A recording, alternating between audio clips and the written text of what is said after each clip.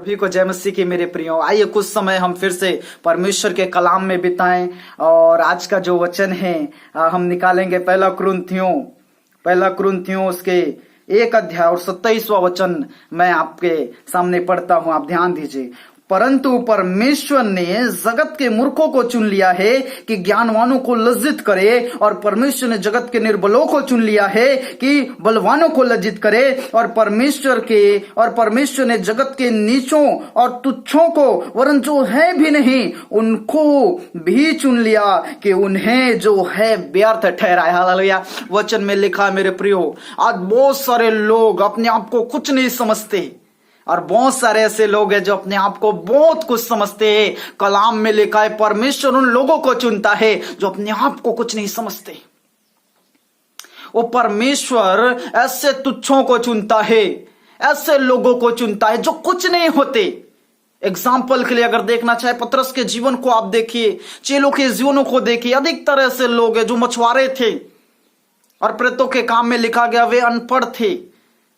खुदा ने ऐसे लोगों के द्वारा अद्भुत काम किया और उन अनपढ़ों के द्वारा कुछ अनपढ़ लोगों के द्वारा उसने पूरी दुनिया में हाहाकार मचा दिया था। यीशु मसीह के नाम का डंका बजने लगा था। मेरे प्रियो, मैं आज आपको बताना चाहता हूं, खुदा उनको चुनता है जो अपने आप को कुछ नहीं समझते, जीरो बनाकर रखते हैं। आप देखिए मूसा के जीवन को, उसने 40 साल तक मूसा मिस्र के यहां रहा, फिरौन के यहां राजभवन में रहा, वहां की विद्या हासिल की, वहां पढ़ा, वहां लिखा। लेकिन एक ऐसा समय आया जब उसे मिस्र से भागना पड़ा और फिर मिद्यान देश में अपने ससुर यित्रो के यहां वो रहने लगा।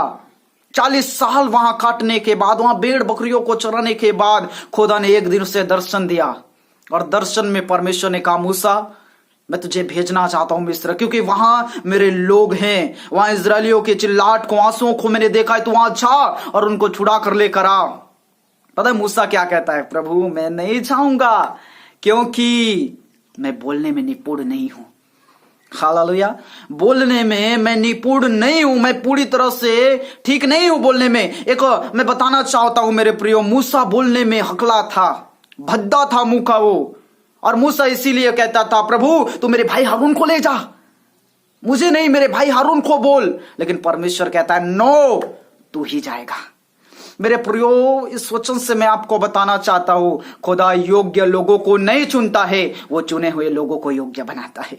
मेरे प्रियो, अगर आज आप अपने आप को कुछ नहीं समझते हैं तो खुदा आपको बहुत कुछ करके दिखाएगा, आपके द्वारा बहुत कुछ वो कर दिखाएगा, ऐसे ऐसे काम कर दिखाएगा जो आपने कभी जिंदगी में नहीं सोचा होगा। क्योंकि जब परमेश्वर अगर वो समझदारों को चुनता, अगर वो ज्ञानवानों को चुनता, तो लोगों में ये घमंड बैठ जाता कि मैं तो पढ़ा लिखा हूं तभी खुदा ने मुझे चुना, मैं तो ज्ञानवान था तभी खुदा ने मुझे चुना, मैं तो धनवान था तभी खुदा ने मुझे चुना। लेकिन उस परमेश्वर के लिए ऐसा कुछ भी नहीं है मेरे प्रियो। वो उन तुच्छों को, वचन में लिखा है, उस तुच्छों को चुन लिया जो अपने आप को कुछ समझते नहीं, कुछ नहीं थे, खुदा ने उन्हें चुन लिया है।